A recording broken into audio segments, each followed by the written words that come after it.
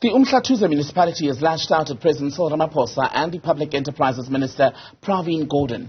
This is for their alleged failure to address congestion of trucks on the N2 highway leading to Richards Bay Port, which faces backlogs of cargo. Ntando Mnyandu is live for us in that part of Northern KwaZulu-Natal for us. Ntando, give us an idea of the situation there tonight.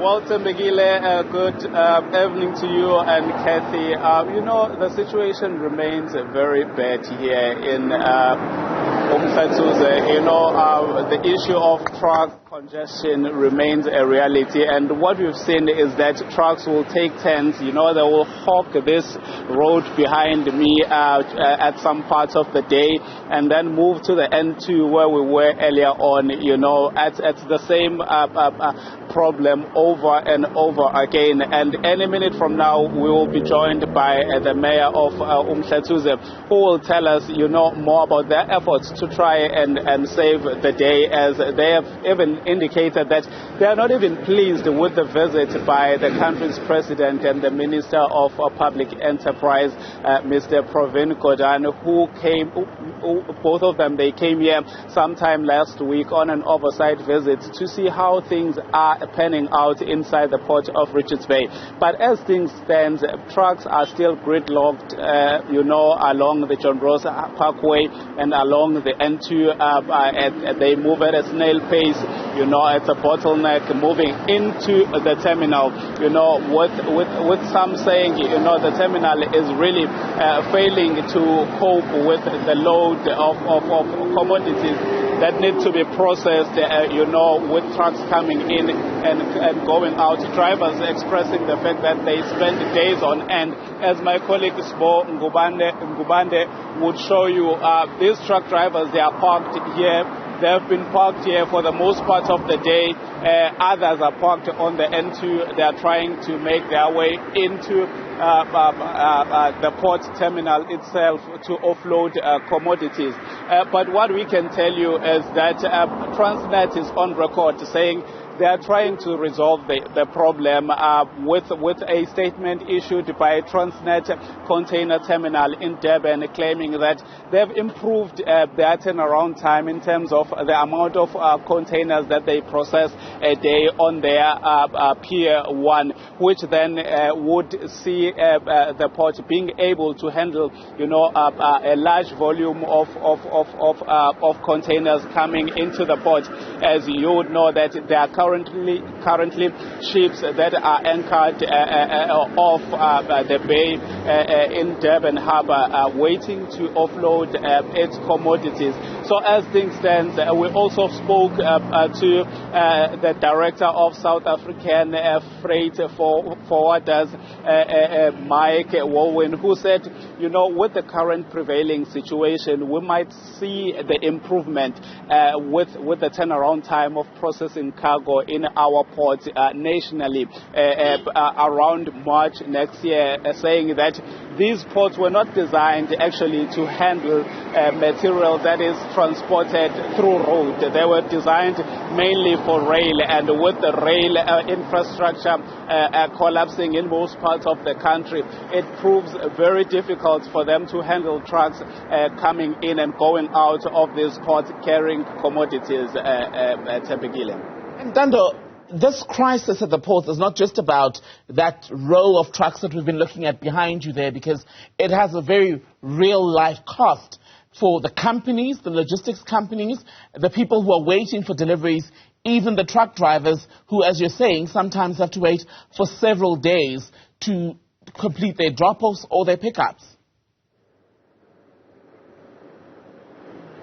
Yes, Tembegile, as I step out of shot again, just to give you a glimpse, truck drivers, as the truck just on my far right, you know, they would park here. They're saying they have no access to ablution facilities like your lavatories.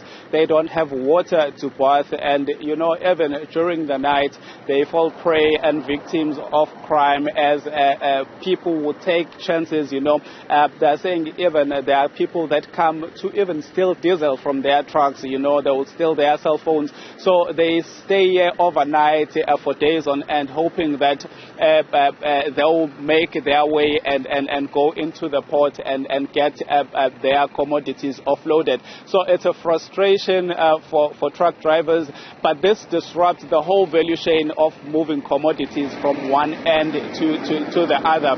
You know, what Mike Warren saying that, you know, it disrupts the whole production line. If you have maybe, let's say, perishable goods that you need to transport, these delays come at a very high cost, because you stand a chance of not only losing your business but also losing your perishable goods. So it's quite a race against time. It's quite a very difficult and unsettling situation. As I step out, I think right now we are seeing the mayor, you know, coming to join us. If you can just bear with us, Tembegile, he's just on his way. That is the motorcade transporting the mayor. You would know that the mayor came very strongly, you know, saying the visit by the president and obviously the Minister of Public Enterprise did not bear much of the desired fruit, as motorists need to negotiate. They still need to negotiate their way around you know, John Ross Parkway. But here joining me now is Mr. Xolani, the Honorable Xolani Ngwezi, the Mayor of Umhlathuze. Babu Ngwezi, thank you very much for your time. As the city, you are not happy with how the port is handling this whole thing. You threatened going to court to claim the money that you've been using to pay for your overtime staff. What is the current situation? And you're also not pleased with the visit by the President and the Minister of Public Enterprise, saying there were no fruits seen after their visit here. Well, it is true that we had written to the port putting some demands on the issues, especially those that requires compliance with Section 12, Act number 12 of 2005, the National Ports Act, to say we want them to comply, especially because this issue of trucks is damaging our infrastructure. It's depleting the city's budget in terms of the payment of overtime to our staff.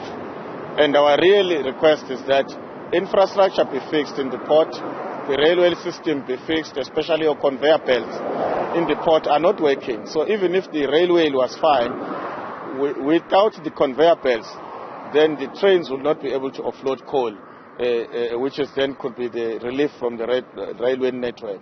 Hence then the option of transporting coal via the road network, which is then is not part of the designs, and that this thing really gives a lot of challenges to the city, where we must stretch ourselves, you know, beyond really the budget or beyond our means, which we can afford. So the President indeed was here in the city. Everyone has heard the commitment that the President has made, but obviously as of now we have not started seeing the fruits. The Minister was here, he engaged with us, and really engagement is continuous. There are some of the proposals that the port has put forward. The CM had just briefed me this morning, and we are therefore then going to consult with structures of council.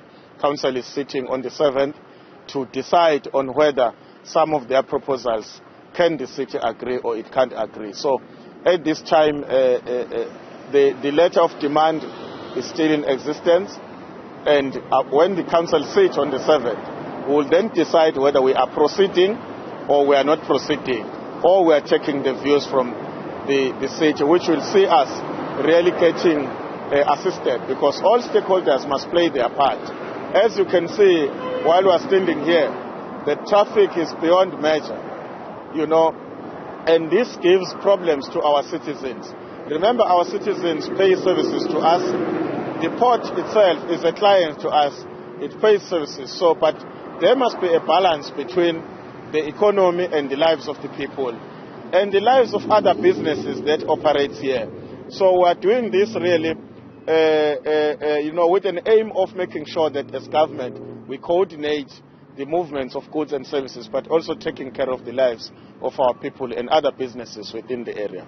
We've seen a trend of trucks moving from the N2. They would hog the N2 for the most part of the day, and then they'll move to John Ross Parkway. What has been your approach in trying to control this traffic? And as things stand, in your reserve, do you have enough money to pay for overtime?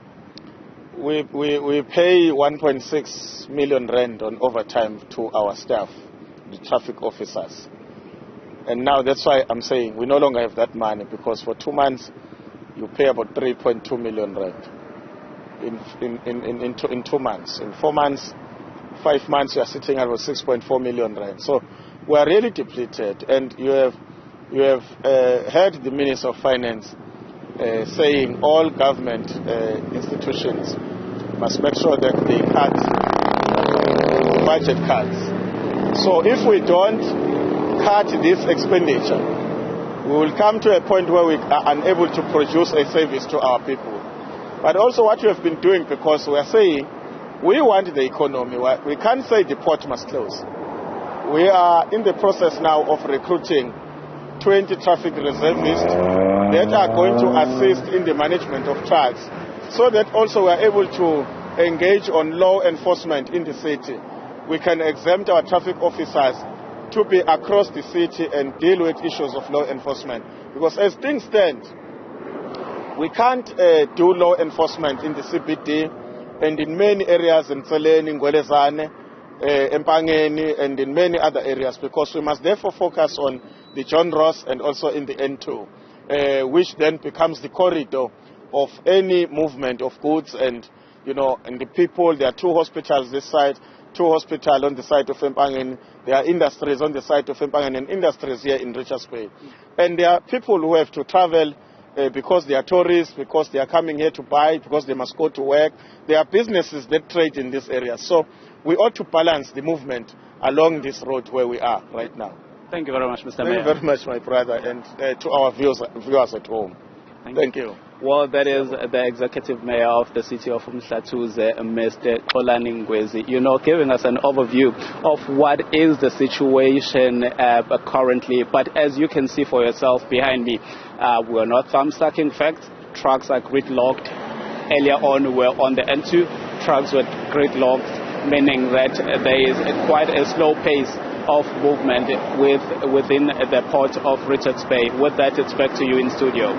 Ntando Mnyandu, thank you very much for that update on the situation at the Richards Bay port. So weeks later, still a crisis. One of the difficulties with this issue is that it's been building up for some time, and already we're beginning to see the effect of not being able to move goods in and out of the country efficiently.